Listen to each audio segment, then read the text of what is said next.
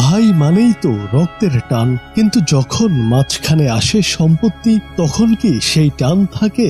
এক ভাই ক্ষমতার জোরে খেলেন অন্য ভাইয়ের সম্পত্তি। তখন হয়তো ভেবেছিলেন শক্তিই শেষ কথা, কিন্তু না, সময় সব হিসাব মিটিয়ে দেয়। বহু বছর কেটে গেল, যেই ভাইয়ের সম্পত্তি খাওয়া হয়েছিল তিনি শুয়ে আছেন মৃত্যুশয্যায়। শেষ সময় এসে জোর করে সম্পত্তি খাওয়া ওই ব্যক্তি ভাইয়ের পাশে বসে ভাঙা গলায় বললেন, ভাই আমার ভুল হয়ে গেছে, আমাকে ক্ষমা করে দে।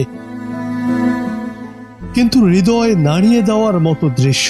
মৃত্যু পথযাত্রী ভাই কিছুক্ষণ তাকিয়ে রইলেন, তারপর হাত তুলে ইশারা করলেন চলে যেতে। হয়তো তিনি বোঝালেন, না, এই ক্ষমা আমি করতে পারবো না। বারবার হাত নাড়িয়ে চলে যেতে বললেন জোর করে সম্পত্তি খাওয়া ভাইকে।